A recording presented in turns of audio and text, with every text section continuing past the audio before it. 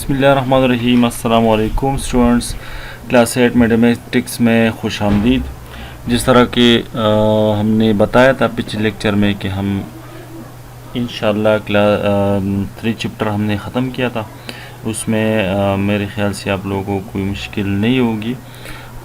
आज हम स्टार्ट करेंगे चैप्टर नंबर 4 जो कि हमारे पास है फाइनेंशियल अर्थमेटिक। उसके ऊपर बात करेंगे। ये हमारे पास क्लास 3 चैप्टर जो था हमने जो नंबर सिस्टम किए थे उससे बिल्कुल मुख्तलिफ है। तो चलिए स्टार्ट करते हैं। जो हमारे क्वेश्चन है उसके रिलेटेड वही ठीक है। यहाँ पे आप अपने बुक्स निकाल लें, वहाँ पे क्वेश्चन हम 4.1 स्टार्ट करेंगे। सबसे पहले हमें बात करनी होगी कि फाइनेंशियल अर्थमेटिक होता क्या है। फाइनेंशियल अर्थमेटिक में हम रोज़मर्रा ज़िंदगी में जितने भी काम होते हैं उसके रिलेटेड जो स्टेटमेंट होते हैं उसके रिलेटेड जितने भी क्वेश्चंस होते हैं उसको हम निकालते हैं। रियल लाइफ में जो होते हैं उसको हम निकालते हैं। उससे पहले हम ये देखेंगे कि उसमें हमें ये जानना होगा कि रेशो क्या होता है, प्रोपोर्शन क्या होता है। इसमें ये आता है, क्लास 7 में आप लोगों ने पढ़ा होगा। ये जो दो डॉट्स आपको नज़र आ रहा है इसको हम कहते हैं रेशो, ठीक है। दो डॉट्स को हम रेशो कहते हैं। अगर इसको हमने 4 कर दिए तो इसको फिर हम कहते हैं प्रोपोर्शनल, ठीक है। इसको प्रोपोर्शनल कहते हैं। और याद रखिए कि प्रोपोर्शनल को हम इसके जगह पर हम अगर चाहे तो इक्वल का साइन भी लगा सकते हैं, ठीक है। तो इसके ऊपर हम बात करेंगे। तो क्वेश्चन स्टार्ट करते हैं। चलिए, क्वेश्चन में है कि क्वेश्चन को आप देख ले, मैं भी आपके साथ पढ़ रहा हूँ। 10 composer compose a book of 75 pages in 5 days। ये कह रहे हैं कि कंपोजर्स हैं, 10 कंपोजर्स हैं और वो 75 पेजेस जो है वो कंपोज करते हैं 5 days में। ये देखिए अब 3 रेशो है, देयर आर 3 रेशोज, 3 चीज़ें हैं, 3 जो आइटम्स है वो हमारे पास है। एक है कंपोजर, डेज एंड पेजेस।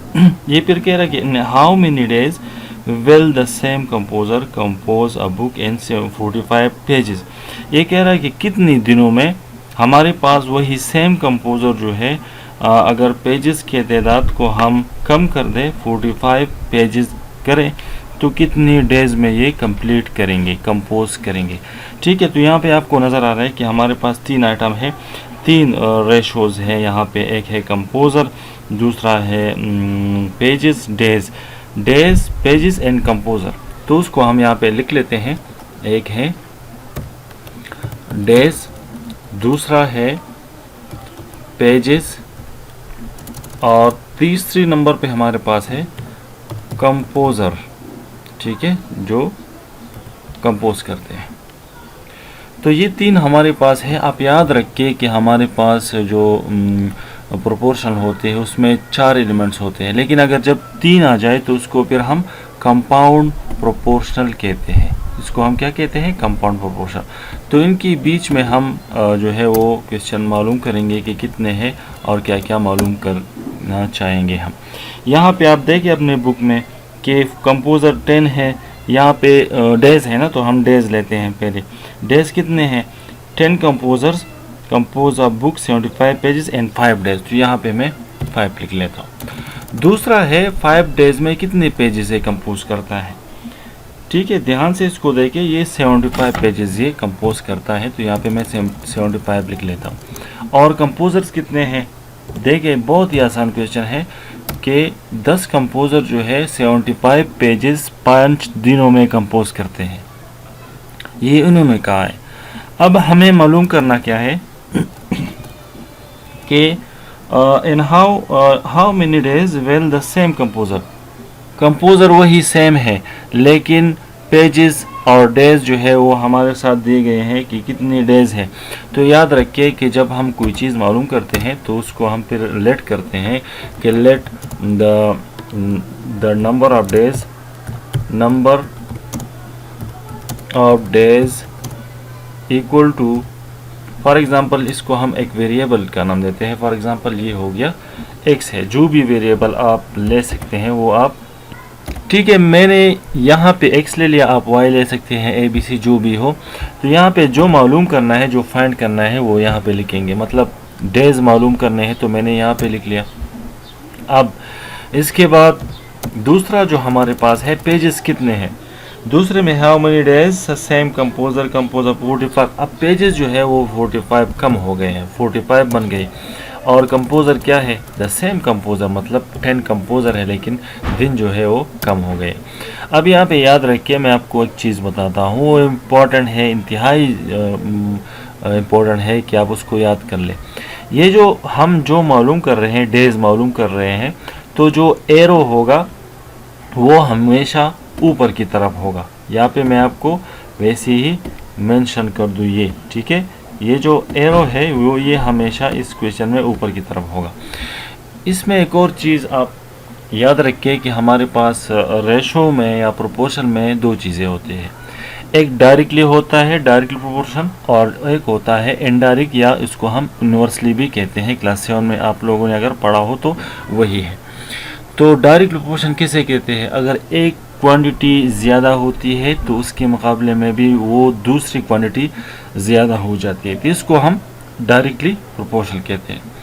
अगर एक क्वांटिटी कम हो जाती है, दूसरी भी कम हो जाती है, तो उसको भी हम डायरेक्टली कहते हैं। या कम हो तो दूसरा भी कम हो, ज़्यादा हो दूसरा भी ज़्यादा हो जाता है, तो इसको हम डायरेक्टली प्रोपोर्शन कहते हैं।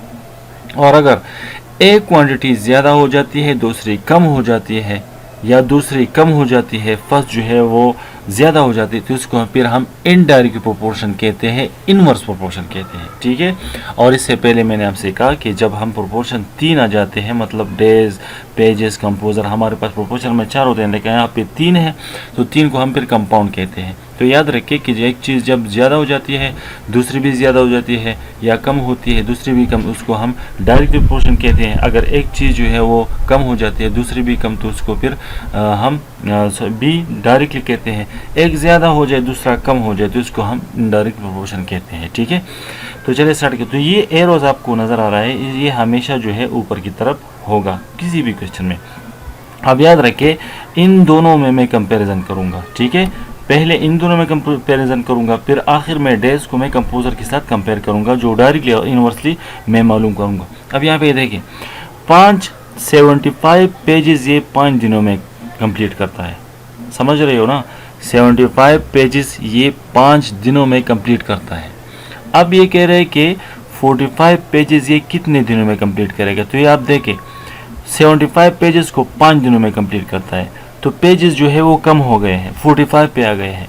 तो जब पेजेस कम हो गए तो जाहिर बात है ये डेज भी कम होंगे। तो ये कौन सा प्रोपोर्शन होगा, याद है ना, एक कम हो गया तो दूसरा भी कम हो गया, समझिए। ये डेज और पेजेस के बीच में 45 पेजेस 5 दिनों में करता है। तो अगर ये पेजेस ज़्यादा मतलब कम हो गए तो ठीक है, ये डेज जो है ये भी कम ही होंगे। तो ये भी हमारे पास डायरेक्ट प्रोपोर्शन है, और डायरेक्ट प्रोपोर्शन जो है हम इसका साइन जो है वो ऊपर की तरफ ही करेंगे, ठीक है। ये देखें, ये हो गया। अब इस डेज को मैं कंपेयर करूंगा इस कंपोजर के साथ, ठीक है। कुछ वक्त के लिए आप ये याद रखिए, जिस तरह हमने कंपोजर को मतलब बाद में किया, आप पेजेस को भूल जाए, डेज और कंपोजर की तरफ आ जाए। 5 दिनों में 10 कंपोजर 5 दिन काम करते हैं, तो वही 10 कंपोजर कितने दिनों में काम करेंगे, वही सेम होंगे। तो ये भी डायरेक्टली है, डायरेक्ट प्रोपोर्शन है, दोनों जो है वो सेम है, तो ये डायरेक्टली प्रोपोर्शनल आ गया, ठीक है। अब आते हैं अपने क्वेश्चन को सॉल्व करने के लिए। तो क्वेश्चन जब हम सॉल्व करेंगे तो उसके लिए हमें ज़रूरी है कि जो सिंप्लीफिकेशन वो अब हम ही यहाँ पे करेंगे, ठीक है। नीचे यहाँ पे करेंगे, यहाँ पे, यहाँ देखिए आप, x जो डेज है हम मालूम करते हैं, उसको हमेशा हम क्या करेंगे, उसको हमेशा हम जब ये इस तरह होगा, एरो जहाँ पे होगा वो हम हमेशा ये 5 जो है ये नीचे लिखेंगे, और x जो है वो हम ऊपर लिखेंगे। तो यहाँ पे चलिए लिख लेते हैं, इसको मैं इस तरह लिखूँगा कि x डिवाइडेड बाय, ठीक है, यहाँ पे x फिर है और डिवाइड बाई, ये डिवाइड का सिंबल है जो नीचे हम इस तरह लिखते हैं। डिवाइड बाई क्या बन गया, x डिवाइड बाई 5। एरो जिसके साथ होगा, एरो यहाँ पे है तो ये नीचे लगेगा, ठीक है, एरो जहाँ पे हो वो नीचे लगेगा। और फिर इसके बाद ये इसके साथ क्या है, x डिवाइडेड बाई 5 बन गया, फिर इज इक्वल टू, यहाँ पे इज इक्वल टू बन गया। अब इनको मैं मल्टीप्लाई करूँगा, इन सारों को मैं मल्टीप्लाई करूँगा। किस किस को मल्टीप्लाई करूँगा, ये देखिए मैंने कहा था ना 75 कहाँ पे लगेगा, 75 नीचे लगेगा, 45 ऊपर लगेगा, 10 ऊपर नीचे लगेगा, और ये 10 तो सेम है तो दोनों वही सेम लगेंगे। यहाँ पे देखिए मैं क्या करने वाला हूँ, यहाँ पे मैं 45 लिखूँगा, 45 कहाँ पे लिखूँगा, 45 जो है वो मैं ऊपर लिखूँगा, 75 जो है वो नीचे लिखूँगा। तो यहाँ पे 45 फिर डिवाइडेड बाई 75, ये हेड जो जिसके साथ आ जाए तो आप नीचे लिखेंगे, ठीक है। तो ये 45 डिवाइड बाई 75, फिर यहाँ पे मैं मल्टीप्लाई का सिंबल लगाऊंगा, और मल्टीप्लाई सिंबल लिखने के बाद, ठीक है, ये बन गया, ये मल्टीप्लाई बन गया। अब इसके बाद मैं नीचे जो दूसरा है 10 डिवाइड बाई 10 है, तो ठीक है, यहाँ पे मैं 10 और डिवाइडेड बाई 10 अपने जगह पर लिखूँगा, ठीक है। अब क्या करना है आप खुद देखिए, यहाँ पे मैं x डिवाइड, ये डिवाइड वाला सिंबल है, मैंने स्लैश लगाया हुआ है, स्लैश का मतलब भी डिवाइड है, x डिवाइड बाई 5 फिर इज इक्वल टू, इसको मल्टीप्लाई कर ले, ठीक है। इस 45 को मैं आपको यहाँ पे मेंशन कर लूँ, 45, ये जो 45 है, 45 को आप क्या करने वाले हैं, इसको मल्टीप्लाई करना है किसके साथ, इसको 10 के साथ मल्टीप्लाई करना है, इसको इसके साथ, और 75 को इसके साथ मल्टीप्लाई करना है। जब मैं इसको मल्टीप्लाई करूँगा तो आपके साथ ये बन जाएगा, देखिए यहाँ, सॉरी, अच्छा यहाँ पे ये देखिए 45 को अगर 10 के साथ मल्टीप्लाई करूँ तो इससे 450 आता है, डिवाइडेड बाय, और 75 को अगर 10 के साथ मल्टीप्लाई करूँ तो क्या आता है 750, ये बन गया। इसके बाद अब क्रॉस मल्टीप्लिकेशन करना है, किस तरह, ये मैं ड्रा करके आपको दिखाऊं ताकि आपको समझ आए। यहाँ देखें, और से देखें, ये असल में इस तरह है, x जो है वो ऊपर है, x को मैं यहाँ पे, ये x फिर डिवाइडेड बाय ये 5 है, इज इक्वल टू, और इनको अभी डिवाइड करना है, तो 0 जो है ये असल में इस तरह है, मैं दोबारा से लिखूँ 450, बाद स्टूडेंट्स नहीं समझते, ये 450 है, फिर डिवाइड है, ये तो इक्वल का साइन यहाँ पे है, ठीक है, और नीचे जो है 750, ठीक है, ये बन गया। तो ये 0 तो 0 के साथ कट गया। आप 75 को इस पे डिवाइड कर ले या जो भी हो, तो इसको मैं बाद में भी कर सकता हूँ, ठीक है, जिस तरह, मतलब अभी सिंपलीफाई करना है, और इसमें डायरेक्टली और इनवर्सली की बात ख़त्म हो गई। अच्छा, यहाँ पे आपके साथ बन गया ये 45, क्योंकि 0 के साथ कट गया, 45 डिवाइड बाई 75 बन गया। अब क्रॉस मल्टीप्लिकेशन कर ले इसका, ठीक है। तो ये 75 जो है वो x के साथ लगेगा मल्टीप्लाई में, 75x इज इक्वल टू, और 45 को मैं किसके साथ लगाऊंगा, 45 को मैं 5 के साथ मल्टीप्लाई करूंगा, ठीक है, इसको मैं 5 के साथ ही मल्टीप्लाई करूंगा।